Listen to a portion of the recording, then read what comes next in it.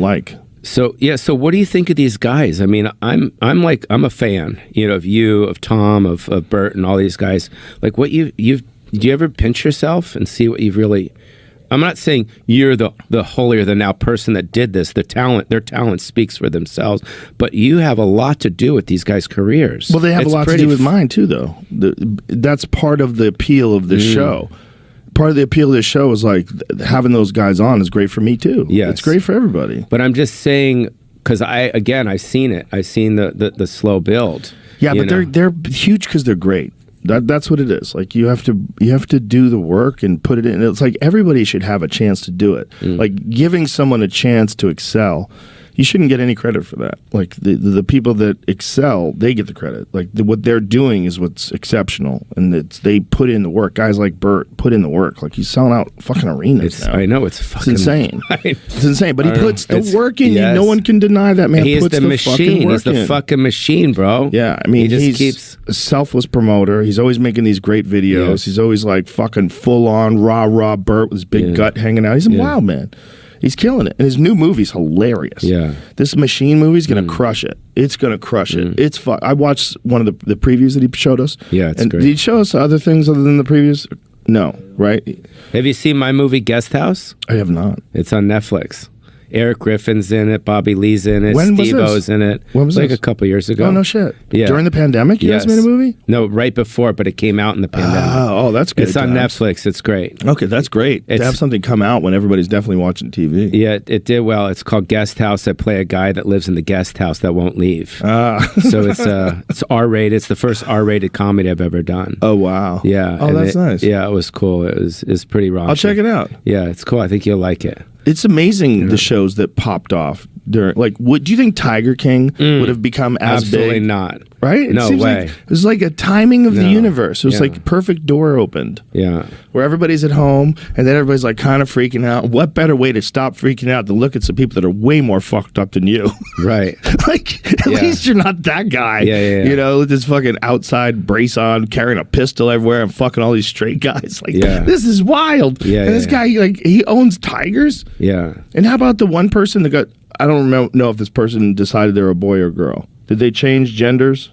Whatever. Person got their fucking arm bitten off by a tiger. Yes. Instead of going through a bunch of operations, they said, no, just cut it off. That was his boy, yeah. I don't want to go through 5 operations. Just take this fucking arm off. Yeah. Bro. Yeah, I know. What the fuck, man? Yeah. I mean, and then goes right back to working with tigers. Look, tiger in he, she, they, them's lap. Wow. What do you think about the whole? I don't want to say the word. By the way, free Joe Exotic. Free Joe Exotic. Free Joe Exotic. Free Joe Exotic. Let's go do a mobile your mobile podcast from jail. I wish you'd give him a day off. So what do you think about the whole, I don't want to use the word trajectory because that's not a real word. Trajectory? Trajectory, thank you. Of what? Of just from the last 30 years of the entertainment business. You know, how it started off with, movies, TV, and then like Real World came, and then, what was it?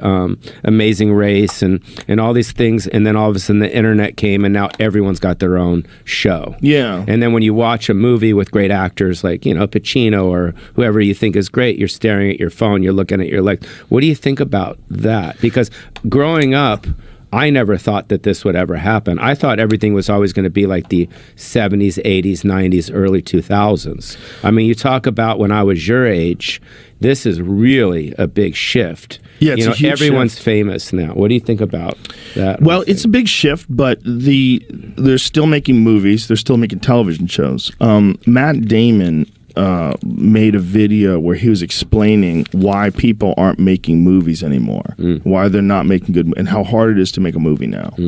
And he explained it as a person who's like on the inside, and it's much more daunting than I thought. And then there's the television show thing. There's a lot of television shows now, right? There's television shows that are on Netflix and television shows that are on regular networks, but reality shows are very cheap, very easy, and very compelling, you know, and they found that out through Fear Factor and through Survivor and through, you know, all those other shows. That kind of shifted the landscape away from the sitcom. And the sitcom was our holy grail, right? When we first came to Hollywood, or not when you did, but when my generation came to Hollywood in like 94, when we came out here, everybody wanted a sitcom. You know, I mean, I remember when you had your sitcom on Fox. I remember I came out to the premiere. Oh, wow.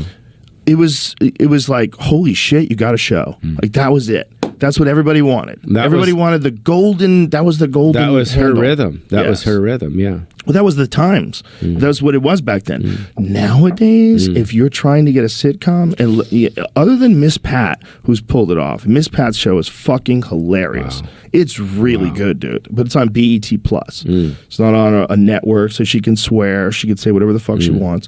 That show's really good. But other than that, how many comics do you know that have a sitcom, a multicam sitcom?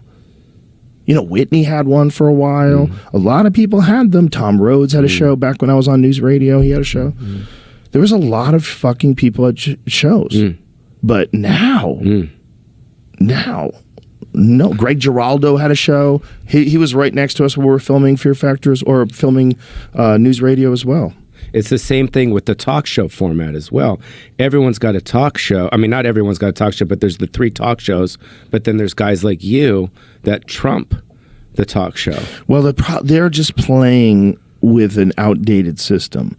So they're involved in a system that has to stop every few minutes for commercials. It only airs at a specific time, meaning you have to be there to watch it, or you have to set your DVR to watch it later. It takes a lot of additional steps. There's a lot going on that makes those things unappealing. The other thing is, a person goes on, they only talk for 5 minutes. If you're a person that wants to explain something very complicated, like the Younger Dryas impact theory, or like, you know, if Bob Lazar wants to go on a show and talk about how he was hired by the government to back engineer flying saucers. That's not a 5 clip on on Jimmy Kimmel, right? Yeah, you're not going to be able to do it. It's literally they're completely handicapped by the system that they operate in. You can't do it.